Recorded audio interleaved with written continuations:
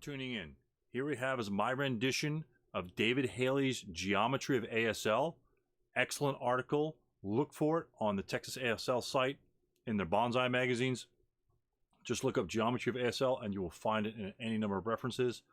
Read the material there, but this is a longer presentation giving a game situation and also breaks down how to look at determining LOSs between 2 points. The first part is extensive, not difficult, but extensive, and just to consider everyone's knowledge of lines of sight and geometry. And I just try and make it as simple as possible, maybe too simple. You guys let me know. And at the end of this, I'll just cover how the LOSs at hex spines can also block lines of sight. That deals with hindrances, smoke effects, rubble. That's typically going to be in the red barricades as David's example presents. I won't present that. I'll present hindrances. But that will be just tacked on at the end. It's just an extension of your initial lines of sight that you can determine there. It's going to be another portion of that. So you'll see how that connects together. Watch it. Give me your honest opinion, and maybe we can create some more of these videos. Thanks, guys. Here we have our game situation. It is the last turn of the game. The 2 6-6-6s and the 7-0 are the remaining forces of the Americans. The 4-6-7 that is CX'd is the remaining German unit of the enemy side. Victory conditions are the German unit must occupy L6 to win the game. How are we going to stop him from getting an L6?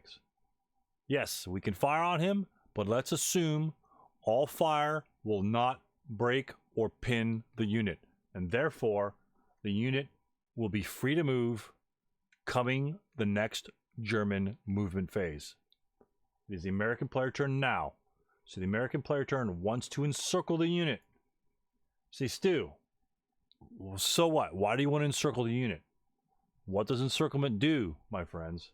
Well, what encirclement does is if a unit is encircled, the first location it is moved to, expend double the MF to enter that location.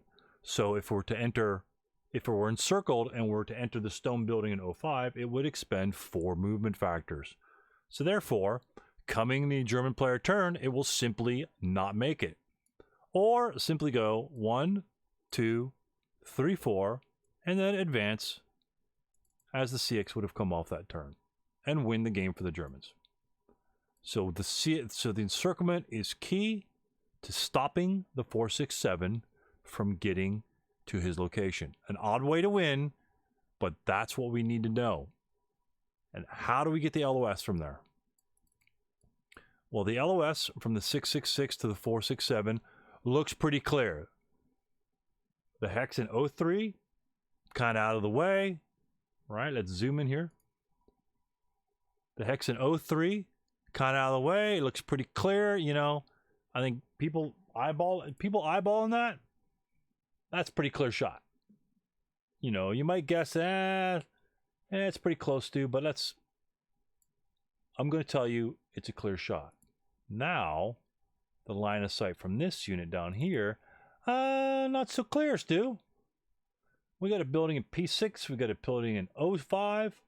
We got a building in R8. We don't know what's going on there. So what we do know is that LOS can be traced from the German's location straight down the hex row to R8, right? We know that that's a clear line of sight, but R9 is not along a nice clean line of sight path. It looks like it's going to penetrate P6 at some point. We don't know if it will hit the building or not. How do we make it an easy shot? Although, of course, this is the only chance the Americans have a win. How do we know that that could be a clear line of sight? Well, let's start with some principles using these units over here, the 458 and the 467. They're hip to distinguish them between the other units that we're concerned with. So let's go in the actual learning on how to obtain and make very educated guesses on whether or not a line of sight is clear or not. The geometry of ASL makes it very simple. You say, Stu, I don't know about that. I don't know what you're talking about. So take it for the example of the LOSs that we need to concern ourselves with. Going from G2, from hex side to hex side is 60 degrees.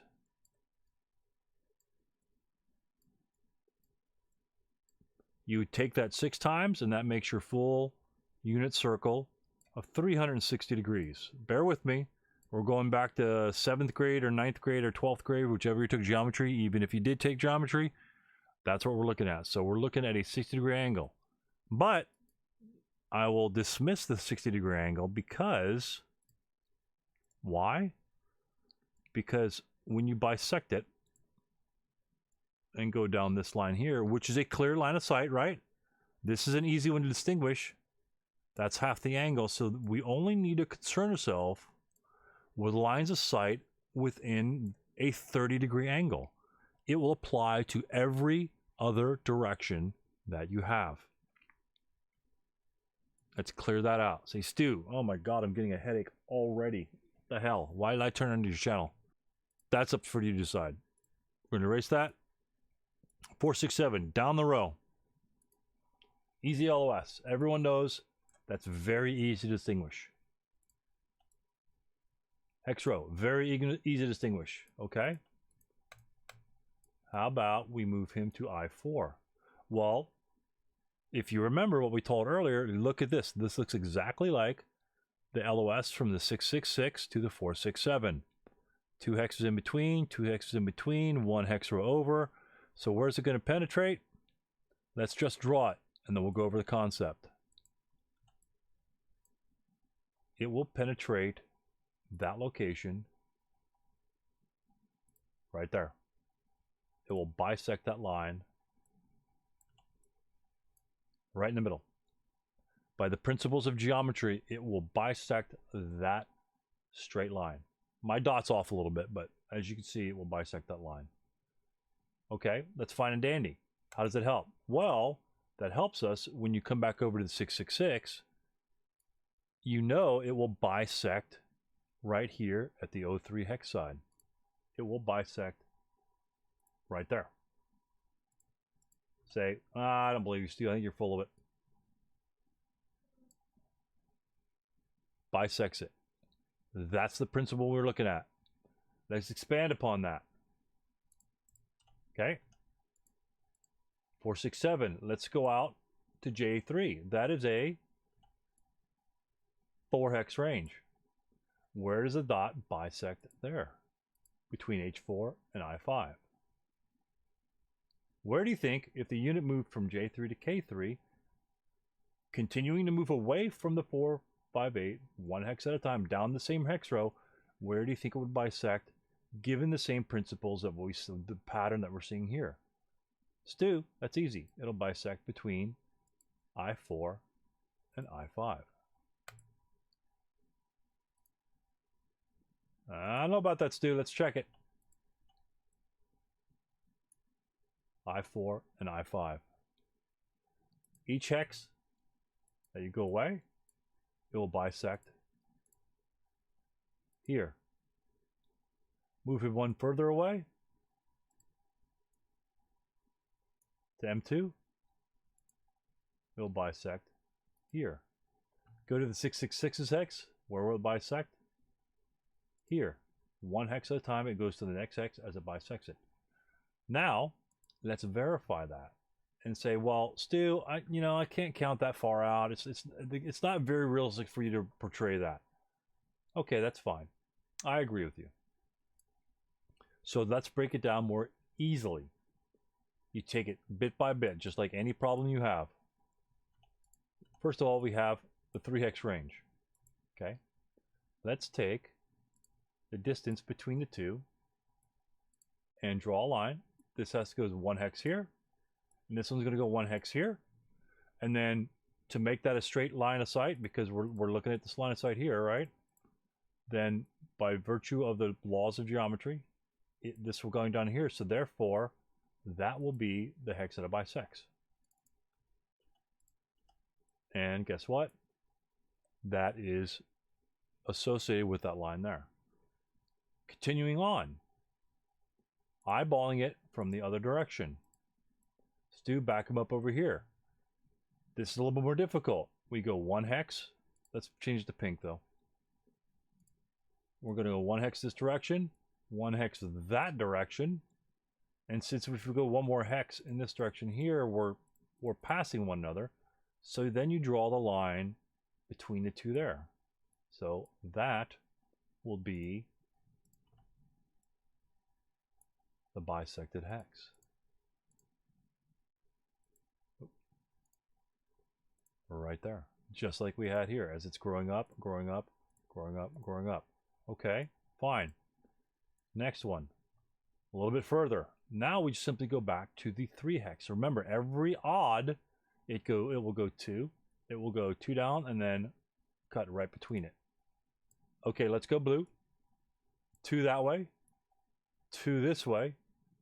And then meet in the middle. It will bisect there. Backing that unit up. Where will it go? Let's change it to pink. It will go 2 hexes this way. 2 hexes. You're just counting in between the hexes. You're just getting them a little closer. And then the middle point will be right here. Okay. Very simple. And then once you reach, that is a range of 6. So a range of 7 goes with the odds. So you count 3. Halfway in between. Halfway into 3, you count 3. And then go right up there. So you're either going straight up or you're cutting between them. Either way, you're going to hit this one or that angle there. So odds, you're going to hit exactly right in the middle. Evens, you're going to hit along the hex side. See, that's fine. That's all fine, Danny. So he's 1 hex away. What about the other part of the 30-degree angle that you're talking about that you're confusing the hell out of me? All right, let's take, for example, this is a clear line of sight down the row. Here, it's a little off. Okay, but let's take the example of K2. Using the same principles that we're using, we're going to break it down. Eyeballing this, you don't know. It's like, it's pretty close. I mean, he's pretty far down here in G6.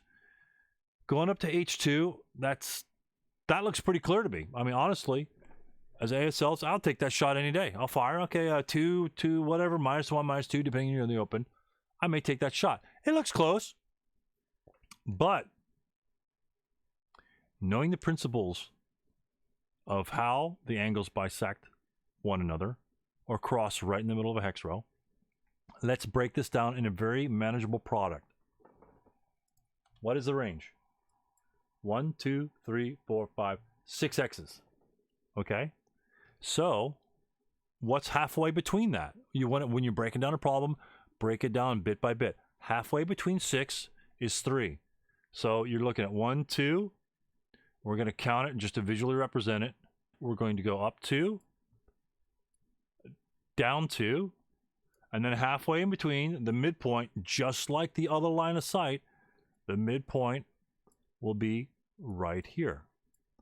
So that's exactly that. The LOS will cross directly through I4 right in the middle.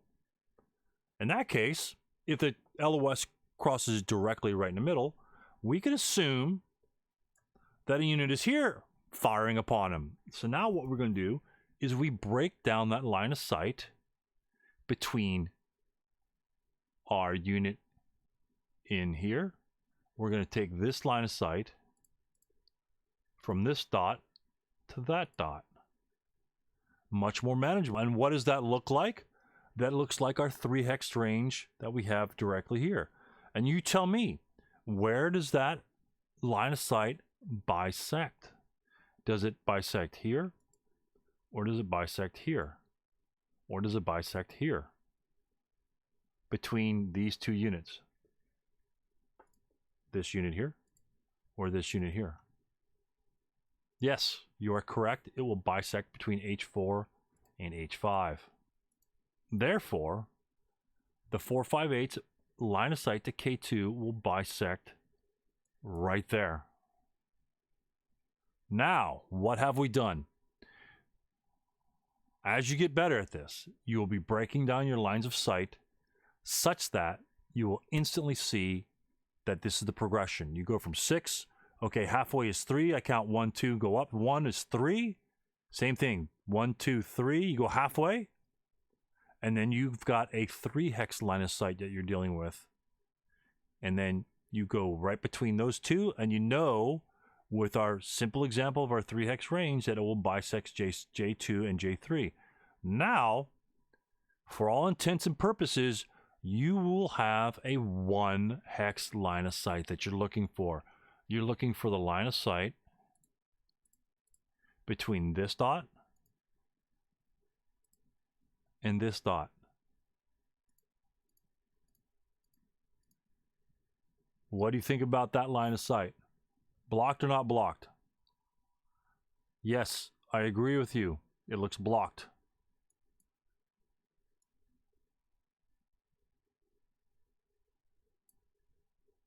Lo and behold, it is blocked, just as we drew it. So you took a 6 hex line of sight, you broke it down to the constituent ranges of halfway, immediately halfway between them is I4, right in the middle. Halfway between that would be our intersection of J2 and J3, which we learned over here. So we know that the only line of sight we really need to pull from is from J2, right there. We only need to check that distance there, nothing more. Let's assume it's clear, then we take the shot. You are guaranteed, with that knowledge, to know that that line of sight is clear. You will see, you will get caught in a couple instances, because especially with buildings, a lot of times it's very close, and that's the example that we're running through here. Let's use these principles in our example. So our 666 up top, halfway between their 3 hex range, is exactly what we had over here. So we know that's going to bisect right there. And that sure as hell looks like a clear LS. There's a clear line of sight from there. He's got a clear line of sight from there. And from here, you obviously see that it clears the building quite easily, because you're not drawing from here. It's drawn from here, and it's already past the buildings. There's no way that's going to be blocked. That's simply a clear line of sight. Very simple. There may have been a few players or a few viewers to say, hey, that might be blocked. You know, it kind of looks blocked. You know, you pull the line of sight, it's like, it might clip that little hex. It might clip that little building right here, right? That's a legitimate case. But knowing that the line of sight between those two particular hexes will be exactly halfway in between here, and you can eyeball that between these two dots, it's going to be right here. So draw a line of sight from here to there, it's clear. Now, the $50,000 question. And I put the 7-0 here on the 666 just for technical terms to make this a correct solution, because if the 666 fires upon the 467, it's long range. That is a 1, 2, 3, 4, 5, 6, 7 hexes. It will have 2 firepower. The terrain effect firepower is 3, or the TEM is 3. So therefore, a 2+3 shot without a leader can only get a morale check. What is necessary for encirclement on a snake eyes? What happens then? A snake eyes will cower the unit. So that's why the 7-0 is down here to direct the leader, to direct the fire of the squad. So cowering does not come into play for those astute players that know the requirements for encirclement. You must obtain a normal morale check on either shot, or the ability to obtain a normal morale check on either shot. A 2+3 shot cannot roll a normal morale check because you would need to roll snake eyes, and that will cower all units except for the British first line and a few other examples for your first line in elite. So that's why we technically have a 7-0 here. So good for you guys that noticed that. Say, hey, I know why that 7-0 is down there. Boom, Stu's gonna miss it. Nope, didn't miss it. So line of sight. 7 hexes, right? 1, 2, 3, 4, 5, 6, 7. Same thing we had over here, right? So let's go. Let's do our up 3 and over 3. Let's break it down. We want to break it down simply. Let's go down 2. Down 2. Up 2. And as you see, this will then take us directly here. So therefore, we know that the line of sight will bisect right here between P6 and Q7. We know that that will occur. So now we're only drawing line of sight from here. Is that a clear shot? Stu, that's pretty darn close. Yes, you are correct. It is very close. So, based upon what you know, you have to take some close shots. That's the best angle we're going to get at this. So if you clear the units off,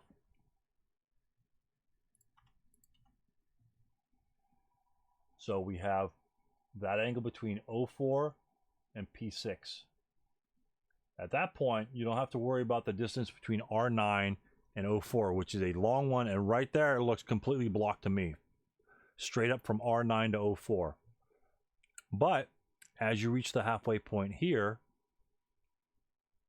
right, to go to the other side, it's going to be, let's say, just so it doesn't give it away, to that point, you're not going to hit much of that hex. So it's only going to clip some of that hex. It's going to hit this top portion here. So if you go halfway to halfway, it looks like it will miss the building. Yes, it might hit that tip, right? And of course, you can't draw on your boards, but as your eyes get better, it will, if it hits the side of the building, it is a clear line of sight. It has to go, lines of sight has to be on both sides of the string. So use fat strings. No, I'm just kidding.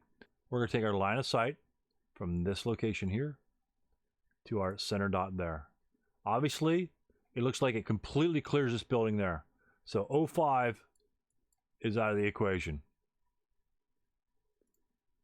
It easily clears that building.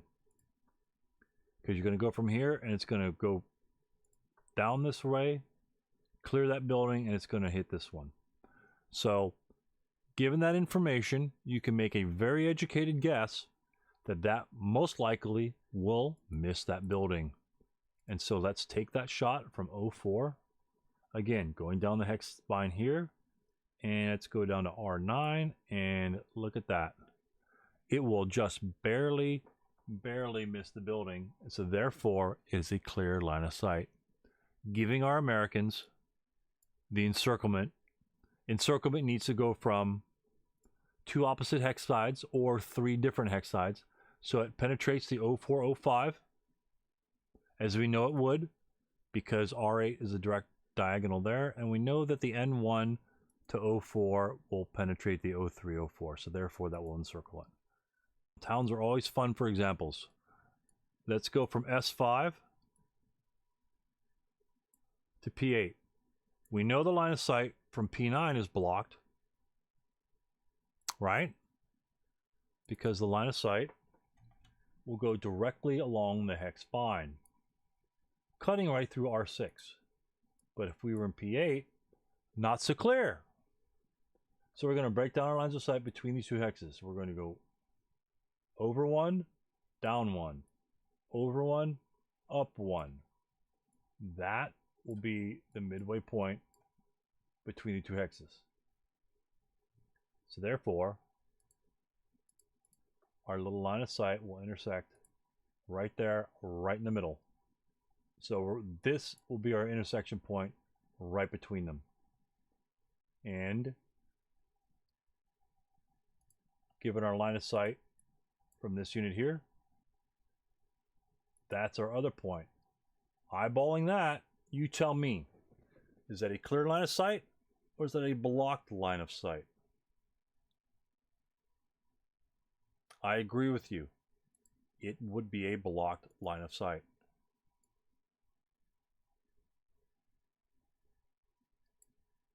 It clearly clips this building by a wide margin. Now, obviously, if that were a smaller building, it would be a lot closer shot.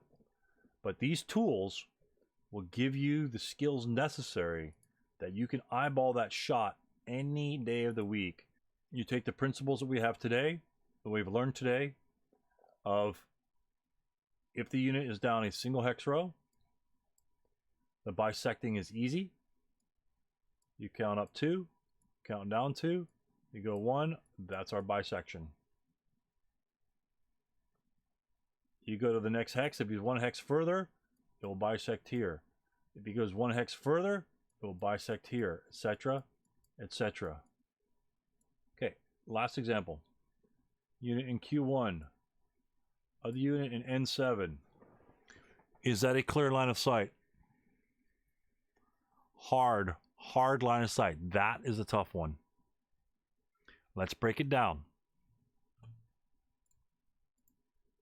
Okay. It is a distance of 1, 2, 3, 4, 5, 6, 7. The magic 7. So let's go down 2, up 2, and look at that. Halfway point will be right there. That line of sight will bisect right there. So let's clear that away. So let's take our line of sight, bisecting 05 P4. The line of sight from the 467 to 05 P4 looks clear. That's a definite clear shot. Now, the shot from N7 to 05 P4 looks blocked by this building by an easy margin. It looks easily blocked there to me because you're going to hit most of this building here. You're going to hit most of this building going down to the 7-0. And again, you know that that bisects from the same principle of counting the hexes out. Now let's take the line of sight. N7.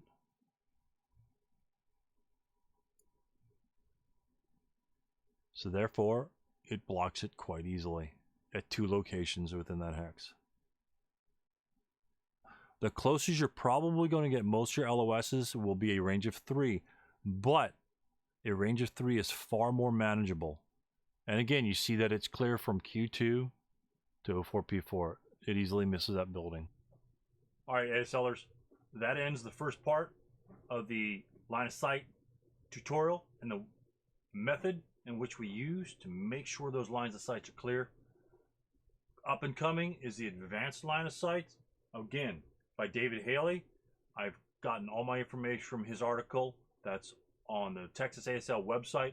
Read it, it's in Bonsai. Check it out. Just go Geometry of ASL, Texas ASL, and it will take you right to it in case you want to read it. It's a 1-pager, but it's a good summary, minor simple examples, and very detailed explanations. Now we're going to go on to the advanced explanations in terms of vertices and how they block the lines of sight and how to determine if they will block your line of sight. Stay tuned for that.